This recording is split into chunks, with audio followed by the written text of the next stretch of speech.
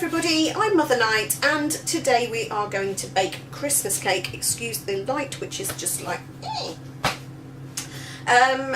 baking Christmas cakes is something I do every year. Been doing it for quite a long time. Took over from my mum basically, who used to make one when I was a child. The smell of Christmas cake cooking is the best thing. It is so Christmassy, it's full of spices and loveliness, and it is just part of Christmas for me. It kicks off the whole baking thing. I do a lot of cooking at Christmas. More than happy to share that with you if you'd like to see more. Without further ado, we're actually just going to plough on with it. Now basically with a Christmas cake, what you have is you have like the butter and sugar, you have the dry ingredients, and then you have wet ingredients, and the wet ingredients tend to include alcohol. It's possible to make a Christmas cake without alcohol, I have no doubt, but I've never tried, so I don't know. Good luck with that. In the meantime, walk with me into my kitchen area. Right, so we are going to start off with butter and sugar, or you can use butter. In the old days, I used to do this for my mum, and you'd start off with really hard butter, and it was hard work. Soft spread is absolutely fine, it works just as well. I'm going to start with about 500 grams of butter, which is roughly a pound in old money. We're going to start off by beating this into a pulp. This bowl, by the way, I've had for quite a long time. This isn't my very old one, but I've had this one quite a long time. It's a traditional style. You can use any kind of mixing bowl you like. I just happen to find, I don't always use this, but I happen to find that if I'm doing traditional stuff, it's like part of the whole enjoyment of it is getting out the old equipment, using the old things. And when Nightinator and Brother Night were growing up, I always felt that it was nice to kind of set up these traditions, and to be perfectly honest with you, I used to build on them year on year. We had new traditions added every year, new things were added, but it's just nice to have those familiar things as well, and you know, why not? Why not? It's we live in a crazy world where everything is built off a shelf, and sometimes, and God knows I do that as well, but it's sometimes nice to do more traditional stuff. So in the old days it would have taken an age to get that to that stage. This soft spread is really easy. You know, always have tap water and a cloth handy to keep washing your hands. So that's that. The next thing that's going in is sugar. And for a Christmas cake, to give it that really lovely rich taste and colour, because it's all part of the whole enjoyment. You know, it's not just a fruit cake. I bake fruit cakes as well. You can knock up a fruit cake in no time at all, and it's lovely. But a Christmas cake should be really rich and dark and lovely. I'm going to use soft brown sugar, which has a lovely smell. If you like treacle, it smells like treacle. Really sumptuous. So use the same quantity of sugar as you just used margarine or butter. A mixture of that dark brown sugar. You'll notice if you've never used this sort of stuff before, it's actually sticky, it's moist. It's not like normal granulated sugar, so you can get lumps in it, so it's a good idea to sort of give it a good old thump once it goes in the bowl.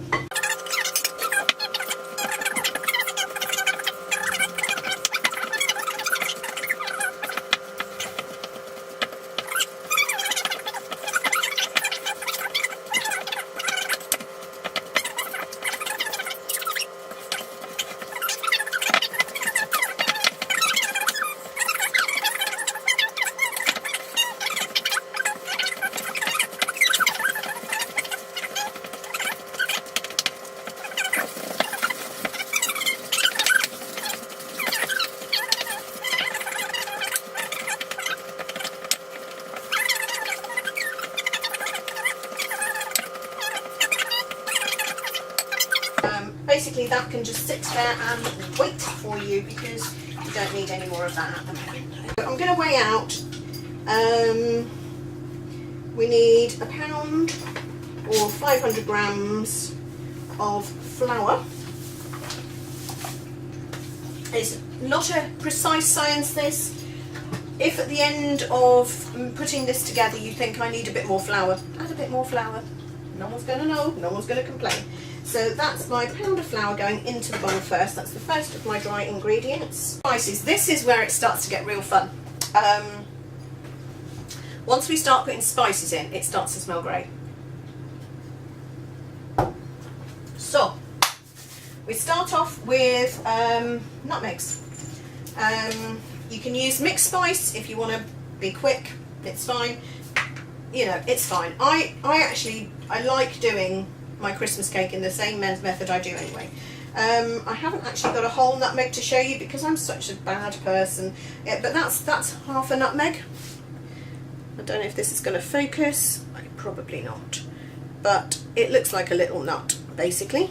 I'm a little nutmeg. So we also want to add to this. We want the same in ginger.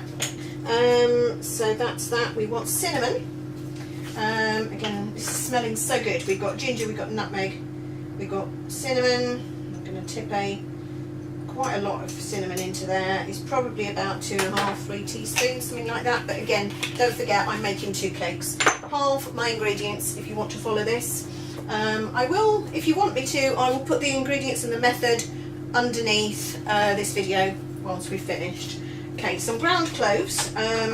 Cloves are those little things that look like little sticks. Sometimes you see them in gammon or whatever. I'm going to bung some cloves in. Again, I've got someone in the family who's not all that keen on cloves, so and I like it, so hey, we're going with a normal quantity of cloves. Okay, so that's that. I bought some extra cloves in case I needed it. I don't, it's cool. Spices do lose their pungency over time, and their flavour. So if you've got really old spices, and and I don't mean old spice, don't put aftershave in, you know, if when you open them they smell stale, don't use them. But to be perfectly honest, most of these will last pretty much for a long time. Ground almonds, about 100 grams, 120 grams of ground almonds. So that's the ground almonds.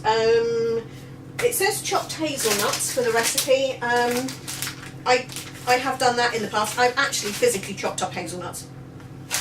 Life's too short, I'm telling you. So what I've got here, and I'm not going to spread those all over the kitchen, I've got some chopped mixed nuts, which is a mixture of, what have we got in there? I don't know, almonds and walnuts. Okay, peanuts, almonds and walnuts, okay. Not a hazelnut anywhere near it, but it's going to be fine. It's going to be fine. So we've got our cherries in there, and we've got our peel in there, and flour, and the spices, and the nuts. So we've already got something that's smelling pretty damn good, if I'm honest. It smells rather nice. £1.5 of sultanas. Right, what I'm doing here is not what Nigella, Delia, or any of the other chefs recommend. There is no need to tip from one bowl to another, other than the fact that I've run out of space. So, lovely bowl though it is, we're going to go with another bowl I have, which is a little bit bigger. Okay, so I've got the sultanas in there. To recap, and the next thing we're going to add is same quantity of currants. Oh, it's beginning to smell so good, everybody. It is beginning to smell so nice. Can't beat a bit of cooking and baking, and it's just nice. It's just a nice thing to do. I don't know if this happens in RuneScape. Baking Christmas cakes. Do you have Christmas cake in RuneScape? Don't know. Not if the choppy bird gets there first, I guess. Right. Okay. So that's those. Raisins is the other thing. We're raising the dead. We need fewer raisins. No idea why. Don't know why. But we need about 200 grams of raisins. Again, the recipe actually asks for these to be cut up, and I never do it. I never do it. I don't know why you're supposed to cut the raisins up, but I've done it in the past, and it's a right old takes a lot. Everything sticks to everything else. So we're going to add the raisins. We've put, we did the recap, we did the wet ingredient, no, we did the butter and the sugar in one bowl. And in the dry ingredients we've got flour, we've got our spices, we've got our nuts, and we've got our fruit. So I'm just going to add the raisins, and that's the last of that. Going to mix that round, put that to one side. So I've got the bowl for my wet ingredients, and the wet ingredients are basically, we've got fruit, which is oranges and lemons. So we want 2 oranges, 2 lemons, and then we want some eggs. And I'll tell you my tip about those later. Now, we're getting behind here. I have 2 oranges. These are tiny little lemons, so I'm actually going to use 3. Again, use your initiative. If the lemons are very little, these are little tiny ones. Maybe use 3, even 4.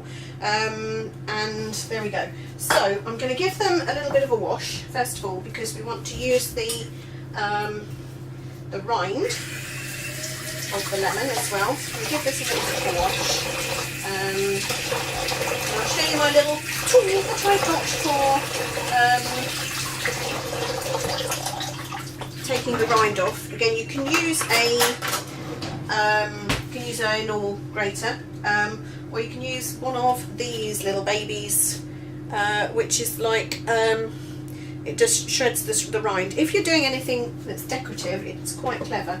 Let me show you, because you hold it like so. There we go. Hold your thumb against it, and it all comes off quite easily. So that's the 2 oranges. Going to do the same with the lemons. We're just going to basically just take off the rind. And then I'm just going to squeeze the juice out of all of these nice bits of fruit, and it will be lovely. Lovely jubbly. Lovely jubbly. So what are your Christmas traditions? What do you do? Tell me below. Tell me below, what is it you guys do? What do you do in your house at Christmas? Have you got any sort of like great Christmas traditions that you're going to carry on for the next generation and all that stuff? I love all that. I think it's great. That's what Christmas to me is really about. Hello! Welcome to the stream. Oh. I'm doing cooking. Yes. It's not a stream, it's a video, so we can edit anything out. Good. What about their testicles? I beg your pardon? With testicles in it, aren't you? I'm not cooking with testicles. We're cooking with gas, we're not cooking with testicles.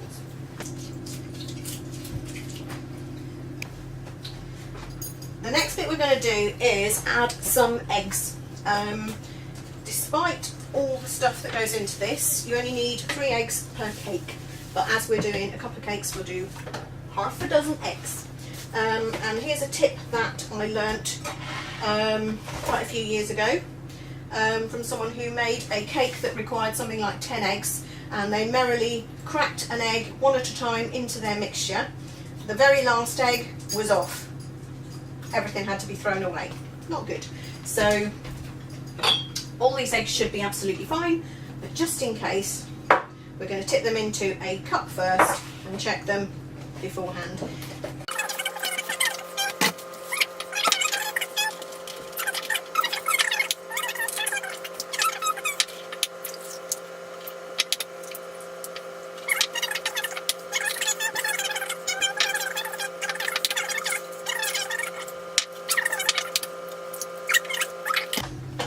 The next thing that's going in is alcohol.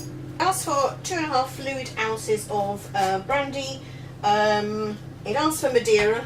I've never gone and bought a bottle of Madeira specifically for this. I reckon sherry works okay. So we're ending up with port, we're ending up with sherry. And I'm actually using a Calvados brandy, which is an apple brandy. You're going to like this. This is fun. Look, this one, the brand is something called Père Magloire, possibly. It's a French one, obviously, French brandy.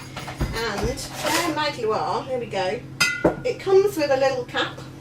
So, in the true spirit of Christmas and lunacy, why not wear the little hat? There we go. So, right, and we're back in the room.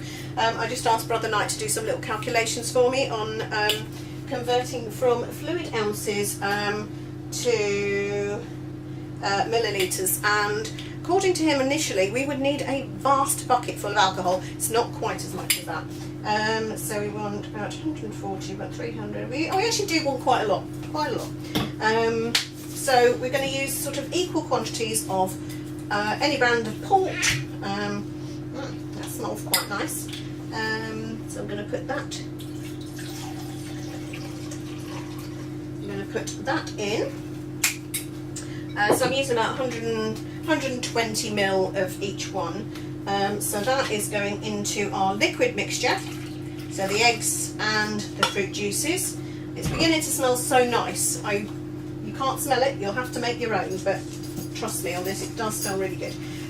Some sherry. This is a medium dry sherry. Honestly, cream sherry, whatever, it'll all be fine. If I do this on a level thing, it might be even better, mightn't it? There we go, slightly more sherry. Sherry's cheaper than the other stuff, so you need a little bit more sherry. There we go, and then we have the Calvados brandy, which is really quite nice actually, and we're going to put the same quantity of that in there, which is a fair bit, and actually that's quite a nice Calvados, but I happened to have it hanging around, and so hey, let's make this a caker to remember. What a caker to maker. Okay, so there we go, we have our alcohol in there. The last thing that we need is some treacle and some syrup. These tins have not changed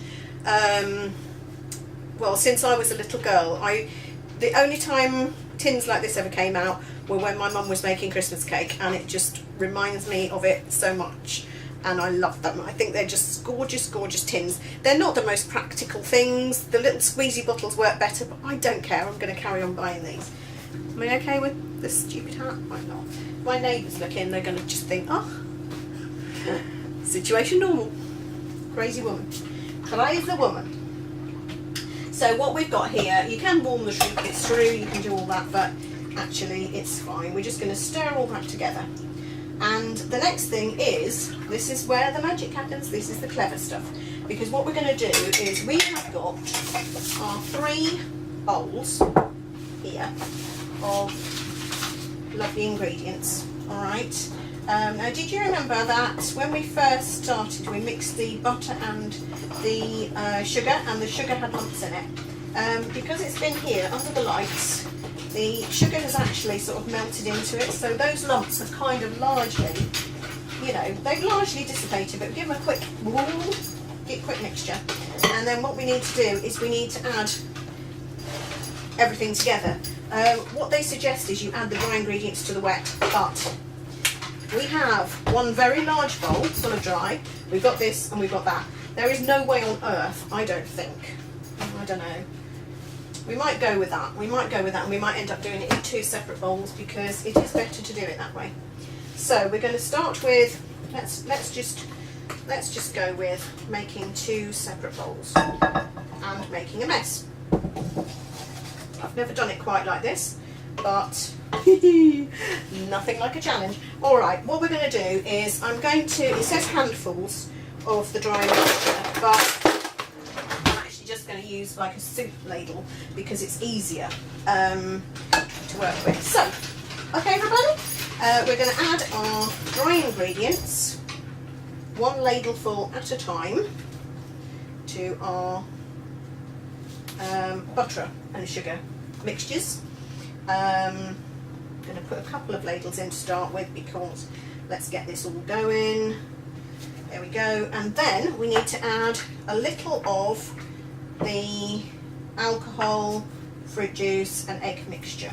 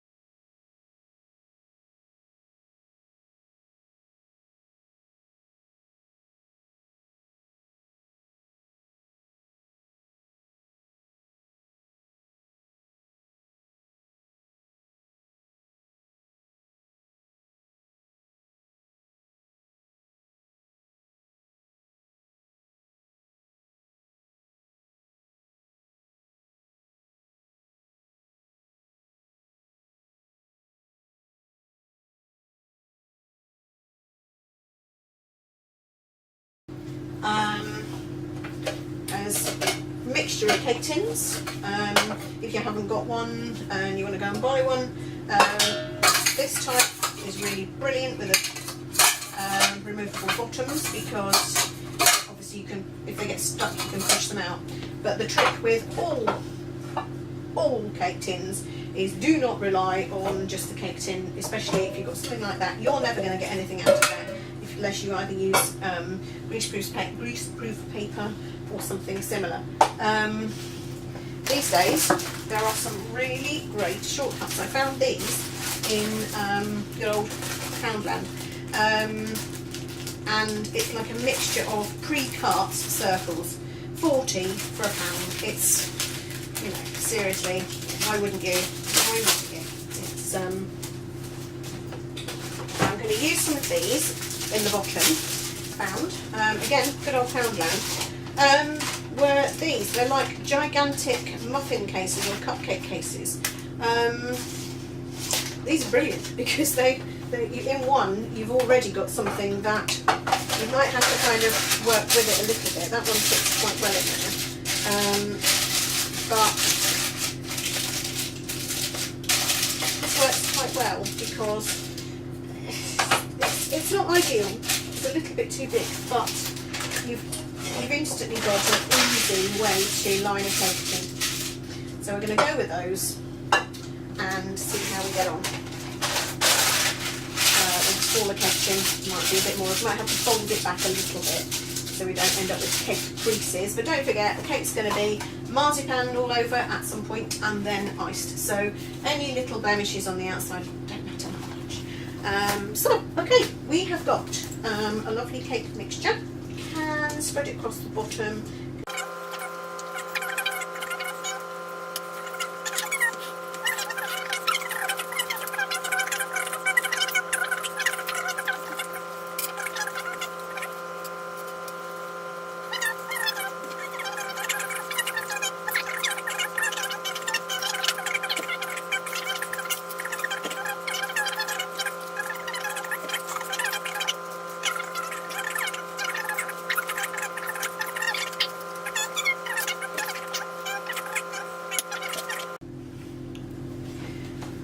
We're back in the room. All these little devices keep turning themselves off, but we're nearly there. We are nearly there. So those three are now done, and we've got a little bit of mixture left down the bottom. So what we got, guys, is we have, let's just do some, show you these here cakes. That is what our cake looks like, which you're going to need to cook. It is now 6:30 at night, and I'm not kidding you, these are probably not going to come out of the oven until about maybe 11:30, midnight, something like that.